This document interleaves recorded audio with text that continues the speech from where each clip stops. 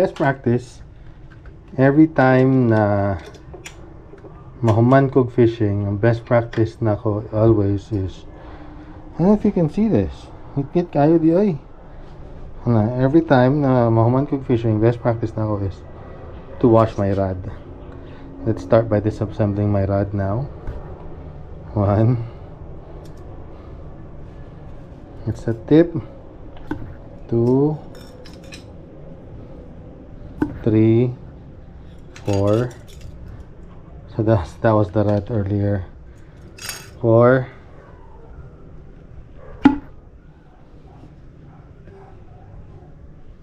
Nasa natin ka sa boss. Okay, kana. So 1, 2, 3, 4, 5, 6. And then the butt section makes it a 7-piece rod. Tingala mo sana siya. That is the Iron Man rod. Nagalo na to na. Then we will first I will wash this reel. Pag wash na ako sa reel, always water only. Yang ano lang. That's the reason why I niguutan ako ganyan drag. Water lang.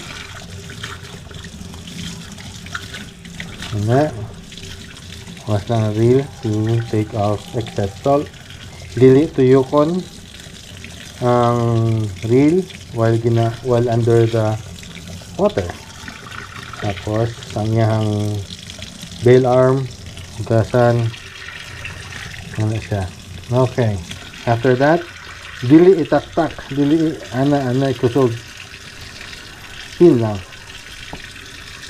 Especially if naamoy mga reel na kalakig reel na mag-sealed. Pag imong itaktak ni ani kusog, may chance na ang iyang mag-seal, no? Likod man lang mag-seal, pero still may chance nga po na mo lihok sa mag-seal niya. Okay, so what do I use? Joy and foam.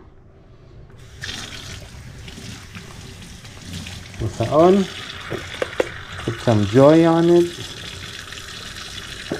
Basaon ko na ako akong rod. Again, this is a 7-piece rod. Butt section basaon. Careful na dili masudlan og tubig. Careful lang jud. And then just wash it like that. Kani tinamad ni actually. But I'll wash it first like that. Bata na sa kilid. Best practice. Wash para tanggal ang asin. Ang excess seawater. Para iniguga. Dili siya mo. Ang sinaga. Dili mo puti-puti. Dili mo pilit ang asin. Kaya makadaot, makakurod ang asin. Ito yung gahi at asin.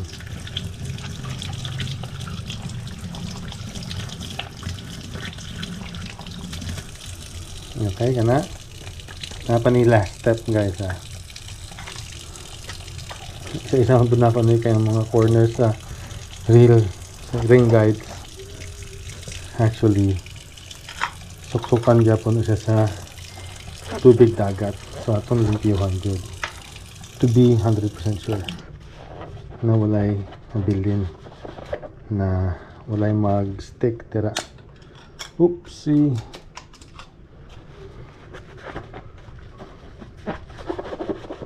Dali raman kaya ni mga master, mga brad. So I suggest that you do it regularly to your rods para limpyo di siya permanente. Huwag ma-preserve, dili siya kalawangon ang iyang ring guides. Ma-preserve nimo ang integrity. Tuod, okay raman na may kalawang, normal raman na, kaya nga. Pero dira na magsulod ang kanang uy, naputol lagi. Uy, nabali lagi. Uy, pangit mo ito na rod. Ana, dili man. Akong rods na baratohon na tag 700 plus sa GoTour. GoTour, shout out. Baka naman. Maabot mo siya tag 2 dili patayaon. Kay regular man ako inalimpyuhan. Regular na ako ginainan eh. Okay. So the last step that I do, gakuha ko og tuwalya. Kung dili tuwalya, kani tissue sa pasulod na and then trapuhan ako ni isa-isa antod mauga. Why? Isapod ni, although gilimpyuhan to siya running water, isapod ni karason nganong mingon mo, uy, ginuhugasan mo na ako, tayo on nga po. Kaya nga to ang mga rods. Dili kapog nga, nakalingan ni dire, oh. Or wait, let me show you guys a bigger one. Okay, kani. Dire gani. Huwag dira, sa sumpay sa iyahang, ano sa tawag gani? Ferrule man ang tawag gani sa English. Kalimot ko sa, basta sa iyahang resin, dire. Diri sa mga asang nagsumpay ang real ring guide, mukhang amo guna katugayan sa gunsaon nimo. So bisag pahugasan nimo na, no, tapos pasagdan ra pud nimo, may chance gyapon na masudlan ng tubig, tayaon gyapon. Bisag pa fresh water na. It's like with any other gamit, pag basaon nimo, pasagdan nimo, may chance na tayaon jud. So mo to.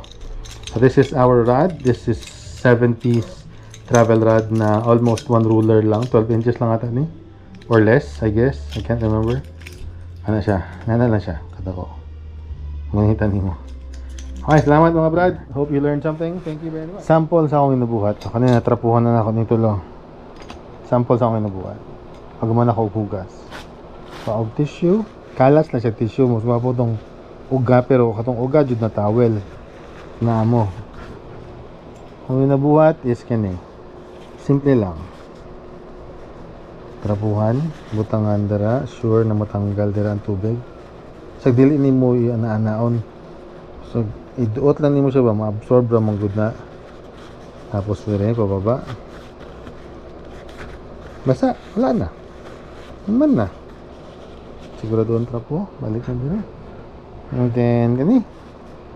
Trapuhan pud na ako dira sa ani Trapo. Okay. Okay na. Huwag na sila. Oopsie. Trapuhan lang nimo. It won't take you longer than 5 minutes to finish. Kito ganit ni kabuok ha. Although gagmay. Sana ka ng 2 ka buok lang. No? Mas dali siya mahuman. Trapuhan lang. Hinayon lang po, no? Lipod na to. Anoan kay basin. Night na. Anong puga-puga lang ba? Kaputol niya na. Okay? Good job.